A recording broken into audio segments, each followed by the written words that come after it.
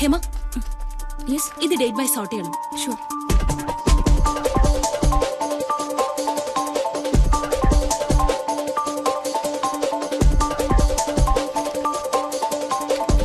വിസിറ്ററിന്റെ പേരും അഡ്രസ്സും മാത്രം മതിയല്ലോ. പർപ്പസ് ഓഫ് വിസിറ്റ് ഒന്നും വേണ്ടല്ലോ. പർപ്പസ് ഓഫ് വിസിറ്റ് ഒന്നും വേണ്ട. ഓക്കെ.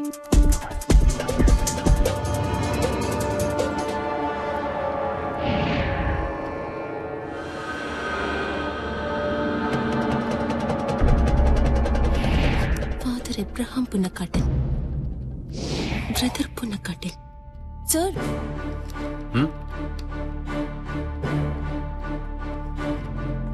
സർ, ഒരേ പേര് രണ്ട് തരത്തിൽ കണ്ടു. ആദ്യം കൊടുത്തിരിക്കുന്ന പേരല്ല രണ്ടാമത്തെ പ്രാവശ്യം സിഎമ്മിനെ വിസിറ്റ് ചെയ്തപ്പോ. ആദ്യ പ്രാവശ്യം വന്നപ്പോ ഫാദർ എബ്രഹാം പുന്നക്കാട്ടിൽ, വീണ്ടും വന്നപ്പോ ബ്രദർ പുന്നക്കാട്ടിൽ. പേരെഴുതിയപ്പോ തെറ്റിപ്പോയിരിക്കും.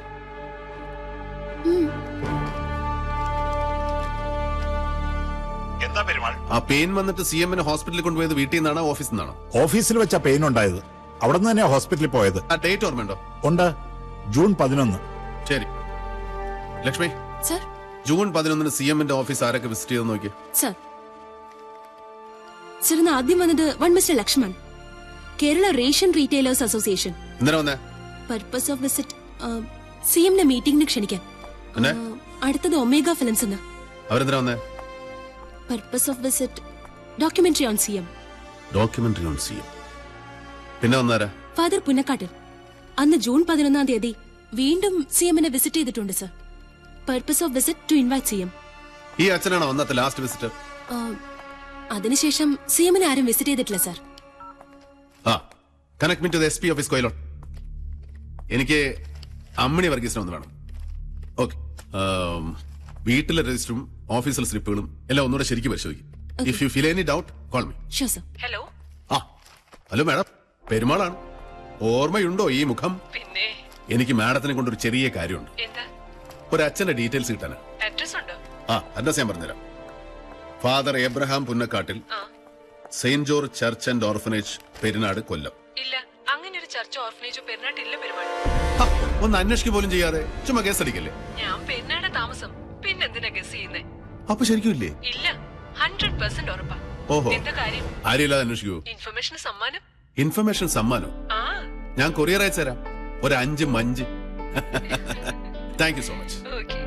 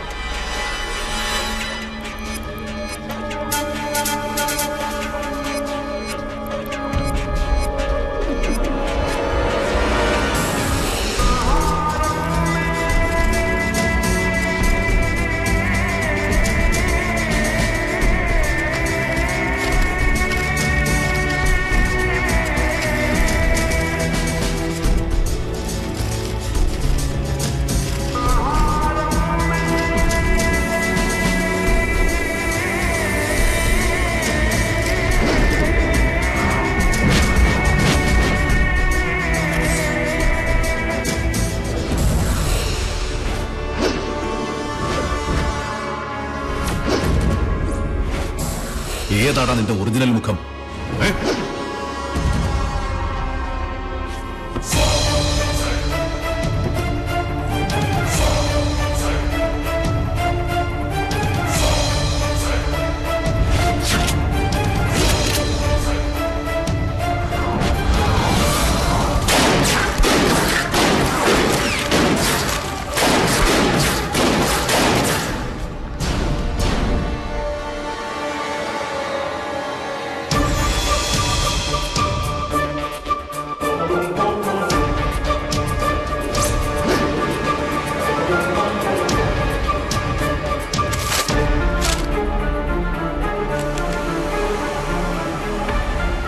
ഫാദർ എബ്രഹാം പുന്നക്കാട്ടിൽ.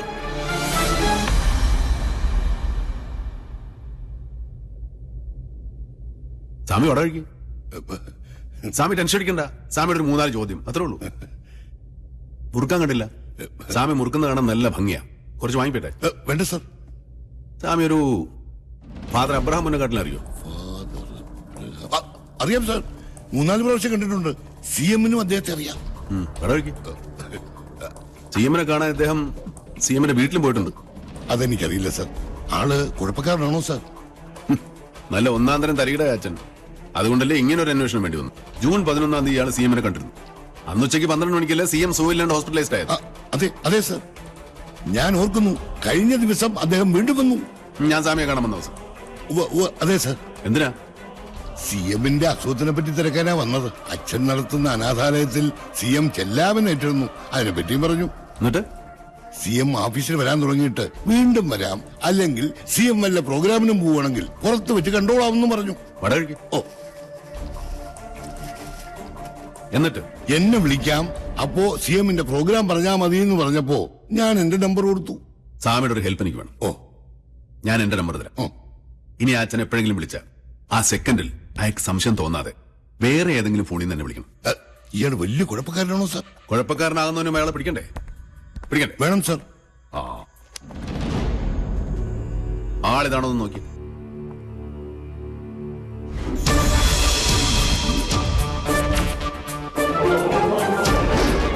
ഈ ഭാഗം ശരിയാണോ? ഈ ഭാഗം ശരിയാ. ഇത് തന്നെ സാർ, ഇത് തന്നെ സാർ, ഇത് തന്നെ. Father Punnakkattil, saint George church and orphanage, Perinad, Kollam. ഇങ്ങനെ ഒരു അഡ്രസ്സാണ് ഈ മനുഷ്യൻ CM-ന്റെ വിസിറ്റേഴ്സ് ലിസ്റ്റിൽ കൊടുത്തിരിക്കുന്നത്. പക്ഷേ അങ്ങനെ ഒരു പള്ളിയോ ഓർഫനേജോ പെരിനാടോ പരിസരത്തോ ഇല്ല. ഈ മനുഷ്യൻ അവസാനമായി CM-നെ കണ്ടത് ജൂൺ 11. CM ഹോസ്പിറ്റലാവുന്നതിന് ജസ്റ്റ് മുമ്പ്. The last visitor. ഈ കഴിഞ്ഞ ദിവസം ഇയാൾ CM-ന്റെ ഓഫീസിൽ വീണ്ടും ചെന്നിരുന്നു.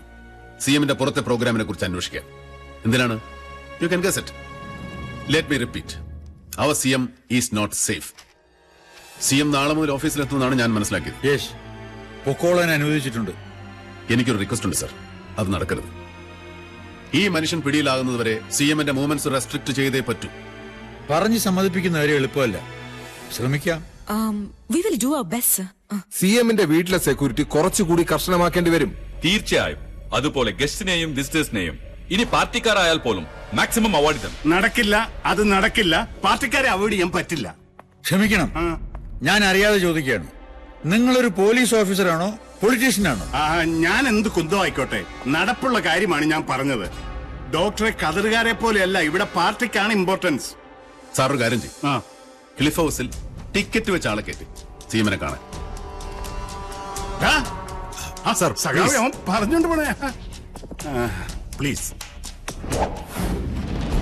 Top priority.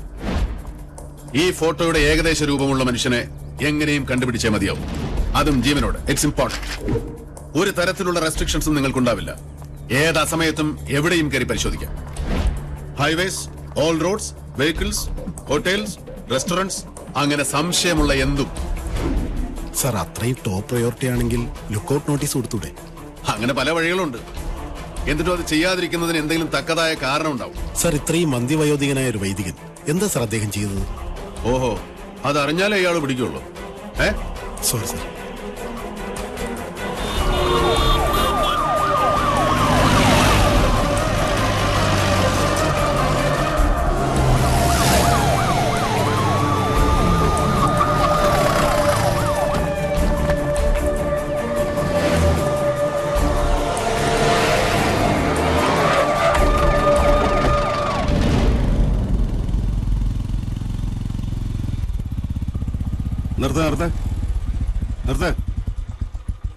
ഹെൽമെറ്റ് ഇല്ലാതെ യാത്ര ചെയ്യാൻ പാടില്ലെന്ന് അറിയില്ലേ?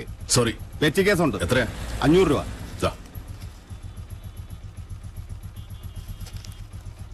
റെസീറ്റ് കൊടുക്ക്.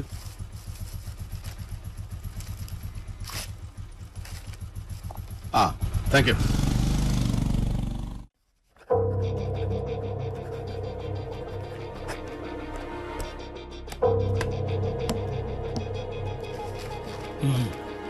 കൊണ്ട കൊടുക്കടോ ഗവർണറുടെ കയ്യില്. കൊണ്ട കൊടുക്കാൻ. വീട്ടിൽ ചൊറിയം കുത്തി ഇരിക്കാനല്ല ജനങ്ങളെല്ലാം തെരഞ്ഞെടുത്ത് വിട്ടത്. ഇരുന്ന് തുരുമ്പ് പിടിക്കാനല്ല ആ പാർട്ടി എന്നെ മുഖ്യമന്ത്രിയാക്കിയത്. എന്ത് കാരണം കൊണ്ടും ആയിക്കോട്ടെ, പ്രവർത്തിക്കാൻ കഴിയില്ലെങ്കിൽ ഈ പണി തുടർന്നിട്ട് കാര്യമില്ല. അപ്പ നിർത്തിക്കോണം. പാർട്ടി വേറെ ആളെ കണ്ടെത്തിക്കോളും. കൊണ്ട കൊടുക്കടോ. എന്താ അത് സർ? മനസ്സിലായില്ലേ? എന്റെ രാജിക്കത്ത്. അല്ല സഖാവേ, അങ്ങേക്ക് അസുഖമുള്ളതുകൊണ്ടല്ലേ? ഡോക്ടർ ഒന്നും പറയണ്ട. ഉപ്പ്, എരിവ്, പുളി, മധുരം ഇതൊക്കെ കഴിച്ച കാലം മറന്നു. കുട്ടിക്കൊരങ്ങനെ പോലെ നിങ്ങൾ എന്തൊക്കെയാ എന്നെ കൂടി ചെയ്യിക്കുന്നേ? ഓട്ടം, ചാട്ടം, നീന്തല്, എഴയല്, നമസ്കാരം, നിസ്കാരം, അതിനൊക്കെ പുറമെ ഈ കുന്ത്രാടത്തെ കയറിയുള്ള സർക്കസും. സ്ട്രെയിൻ ചെയ്യരുത്. ഒന്ന് ഓഫീസിൽ പോയാലോ, ഒരു മീറ്റിംഗിൽ പങ്കെടുത്ത് ജനങ്ങളോട് 10 വാക്ക് സംസാരിച്ചാലോ ഇതിക്കുള്ള എന്ത് സ്ട്രെയിനാ ഉള്ളത്? നോക്കി നിൽക്കാതെ കൊണ്ട് കൊടുക്കണോ?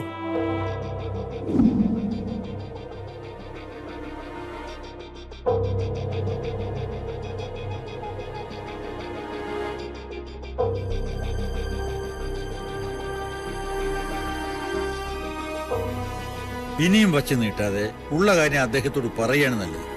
CM വാ സീരിയസ്. രാജിക്കത്ത് പിൻവലിക്കുമെന്ന് എനിക്ക് തോന്നുന്നില്ല. പറഞ്ഞേക്കാം Perumal. Yes Perumal, we should inform. മറ്റു മാർഗമൊന്നുമില്ലേ പറയണ സാർ. പക്ഷേ ഞാൻ പൂർണ്ണമായിട്ടും തൃപ്തനല്ല.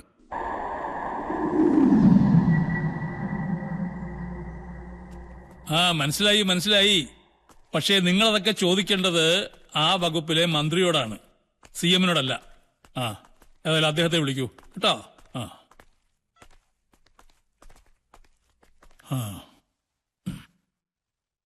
എന്താ എല്ലാരും കൂടെ ഒരുമിച്ച്?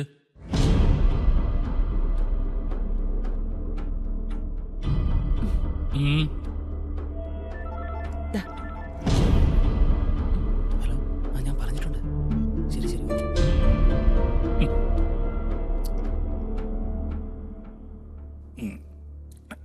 എന്താ കഴിക്കാൻ? പതിവ് പോലെ തന്നെ. ഉപ്പില്ല, മുളകില്ല, പുളിയില്ല, വെറും മണ്ണ് തന്നെ.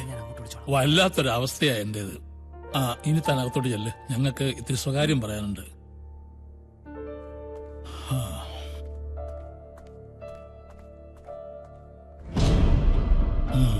പറ, എന്താ കാര്യം? വളരെ പ്രധാനപ്പെട്ട ചില കാര്യങ്ങൾ സാറിനോട് പറയാനുണ്ട്. എന്നാ പറഞ്ഞു. എന്നാ ഞാൻ പറയാം. ജൂൺ 11-ാം തീയതി അറ്റാക്ക് വന്ന് ഞാൻ ഹോസ്പിറ്റലിലായതു മുതൽ ഇതുവരെയുള്ളതെല്ലാം എനിക്കറിയാം. വിഷവും അറ്റാക്കും അന്വേഷണവും കില്ലറും ഉൾപ്പെടെയെല്ലാം എല്ലാം.